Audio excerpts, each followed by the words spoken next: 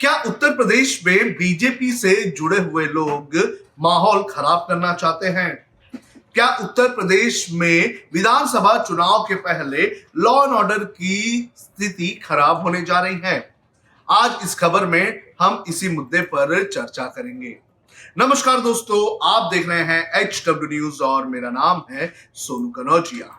मामला गुरुवार की देर शाम का है। AIMIM के मुखिया असदुद्दीन ओवैसी ने हापुड़ में एक सभा की और उस सभा के बाद वो दिल्ली के लिए रवाना हो गए। लेकिन जब वो मेरठ से गुजर रहे थे तो एक टोल नाके के पास उनके ऊपर हमला हुआ। ये हमला पत्थर फेंकने जैसे या फिर काले झंडे दिखाने जैसा नहीं था, बल्कि यहां पर गोली चल गई। कम से कम 3 से 4 राउंड फायरिंग हुई। गनीमत ये रही कि असदुद्दीन ओवैसी और किसी को भी यहां पर कोई भी नुकसान नहीं हुआ। लेकिन इन सब चीजों में जो बात सामने निकल के आ रही है वो है इस हमले के आरोपी। दरअसल पुलिस ने इस हमले के 2 आरोपियों को गिरफ्तार कर लिया है और ये दोनों आरोपियों की अगर बात करें तो इन दोनों आरोपियों के संबंध कहीं ना कहीं भारतीय जनता पार्टी से जुड़े हुए नजर आ रहे हैं। पुलिस ने इन दोनों आरोपियों को सीसीटीवी के आधार पर गिरफ्तार किया है। पुलिस को वो पिस्तौल भी मिल चुकी है जिससे इस फायरिंग को अंजाम दिया गया था। ये सीसीटीवी फुटेज आप आपकी स्क्रीन पर देख सकते हैं।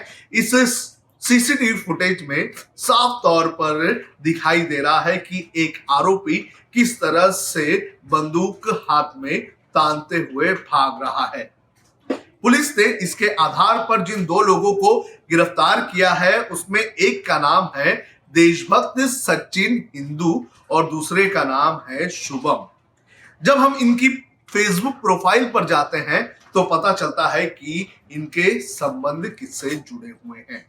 सचिन की फेसबुक प्रोफाइल को जब हम खंगालते हैं तो हमें भारतीय जनता पार्टी से जुड़े हुए कई सारे पोस्ट और तस्वीरें देखने मिलती हैं।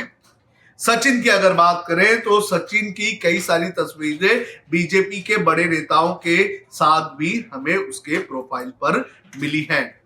जो जानकारी हमें उसकी फेसबुक प्रोफाइल की टाइमलाइन से मिली है उसके मुताबिक सचिन की तस्वीरें गौतम बुद्ध नगर से सांसद डॉक्टर महेश शर्मा, मेरठ सीट से शिक्षक MLC श्रीचंद्र शर्मा, रक्षा मंत्री राजनाथ सिंह, पूर्व केंद्रीय मंत्री हर्षवर्धन, भारतीय जनता पार्टी के क्षेत्रीय नेता सत्येंद्र सिसोदिया, ऐसे तमाम बीजेपी के नेताओं के साथ उसकी तस्वीरें हैं। जो अन्य तस्वीरें हमें सचिन के टाइमलाइन पे मिली है उसके अंदर कई सारी तस्वीरें ABVP से जुड़ी हुई है। तो जिस तरह से उसका पूरा टाइमलाइन देख लिया जाए तो उससे ये हम अंदाजा लगा सकते हैं कि इसका कहीं ना कहीं तार बीजेपी से जुड़ा हुआ है। सचिन और शुभम ये दोनों ही गाजियाबाद और नोएडा के रहने वाले हैं। पुलिस ने दोनों को गिरफ्तार कर लिया। दैनिक भास्कर की एक खबर के मुताबिक जब पुलिस ने सचिन के माता पिता से पूछताछ की तो सचिन के माता पिता का यह कहना है कि वो असदुद्दीन ओवैसी के उस बयान से नाराज था जिसमें असदुद्दीन ओवैसी ने ये कहा था कि हिंदुओं को समझ जाना चाहिए कि योगी और मोदी हमेशा नहीं रहेंगे और वो एक बार चले गए तो फिर उनका क्या होगा।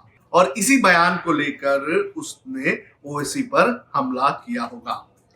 तो इस तरह से इस पूरे अगर घटनाक्रम की बात करें तो इसमें देशभक्त सचिन है और साथ ही साथ बीजेपी का भी एंगल नजर आ रहा है। अब देखना ये जरूरी है कि इस पूरे मामले की जब इन्वेस्टिगेशन खत्म होगी तो इसमें और कौन कौन सी बातें सामने आएगी। असदुद्दीन ओवैसी ने और उनके तमाम नेताओं ने ये मांग की है कि इलेक्शन कमीशन इस पूरे मामले की निष्पक्ष जांच करवाए और जब इसकी जांच खत्म होगी तो पता चलेगा कि असली दोषी कौन है।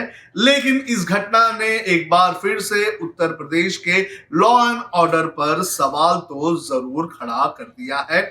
योगी आदित्यनाथ जो बार बार ये कहते हैं कि उनके 5 साल के कार्यकाल में प्रदेश में लॉ एंड ऑर्डर की सिचुएशन कंट्रोल में रही है, लेकिन इस घटना ने उनके दावे की पोल एक बार फिर से खोल दी है।